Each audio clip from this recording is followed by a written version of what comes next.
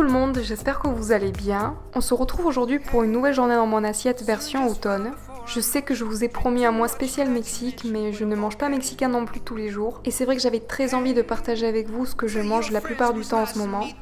Par contre, ne vous inquiétez pas, il y aura évidemment d'autres recettes mexicaines bientôt. Alors si vous souhaitez m'accompagner lors de mes repas, ne bougez pas.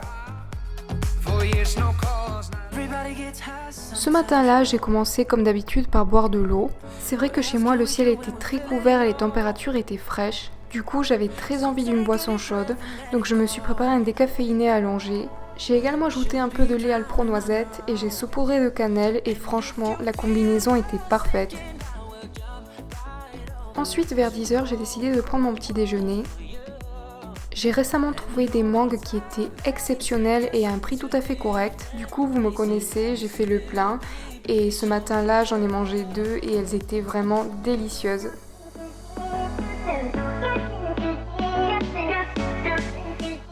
Ensuite, pour le déjeuner, je me suis préparé une sorte de carpaccio aux champignons. Pour ce faire, j'ai simplement nettoyé et pelé des champignons de Paris. Si je fais ça, c'est tout simplement parce qu'ils sont cultivés dans de la fiente. Du coup, c'est peut-être un peu psychologique, mais je préfère quand même le faire. Et pour finir, je les coupe en fines tranches.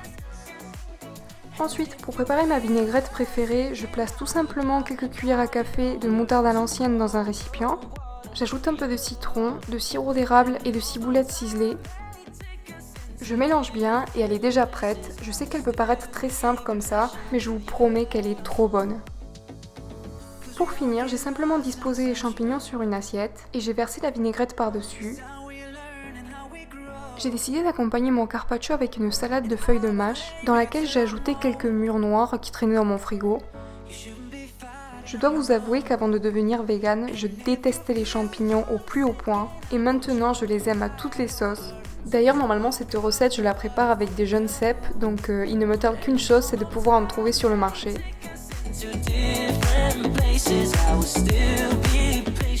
Ensuite, pour le goûter, vu que c'est la saison, j'ai décidé de manger des pommes au four au sirop d'érable.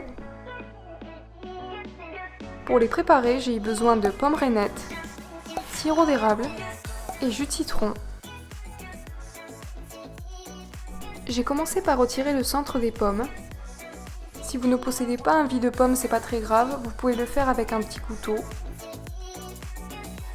Ensuite, je les ai disposées dans un plat spécial pour four.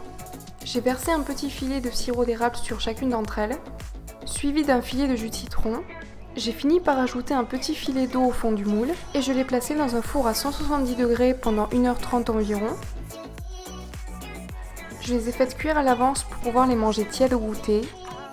Pour apporter un peu de fraîcheur, j'aime bien l'accompagner avec quelques blueberries, du muesli pour le croquant et un dernier petit filet de sirop d'érable. Je vous conseille également d'ajouter un peu de cannelle si vous aimez ça. Je trouve que c'est un goûter parfait pour cette saison si on n'a pas forcément envie de manger quelque chose de frais. Du coup, c'était tellement bon que j'en ai mangé 2.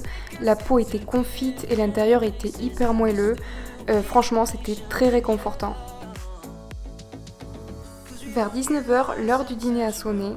Ce soir-là, comme la plupart des soirs en ce moment, j'ai décidé de manger une soupe au curry accompagnée de riz et de légumes. Comme d'habitude, j'ai utilisé le reste de ma soupe aux légumes, je vous laisserai la recette en barre d'infos, sauf que pour celle-là, j'ai remplacé le maïs par du potiron, je n'ai pas mis de quinoa et je l'ai tout simplement mixé. Avant de la faire chauffer, j'ai ajouté un peu de curry et de curcuma. Habituellement, je l'accompagne de brocolis, sauf que là, j'avais trouvé des petits choux de Bruxelles et j'adore ça, du coup, je les ai tout simplement fait cuire. Ensuite, je les ai disposés sur le velouté chaud. J'ai aussi ajouté quelques patates douces qu'il me restait de la veille, ainsi que quelques feuilles de mâche et de la coriandre. En fait, j'aime bien manger ce velouté comme si c'était un curry, du coup je l'accompagne d'un grand bol de riz basmati. Pour ceux qui me connaissent, vous savez à quel point j'aime le pain, du coup il ne peut jamais manquer quelques tranches pour accompagner mon dîner. Donc voilà, je me suis encore une fois régalée, que ce soit à manger tous ces plats ou à filmer la vidéo. En tout cas, si vous refaites une de ces recettes, s'il vous plaît, n'oubliez pas de prendre des photos et de me taguer sur Instagram ou Facebook. Encore une fois, je vous remercie pour votre soutien, je vous fais plein de gros bisous et je vous dis à la prochaine. Bye!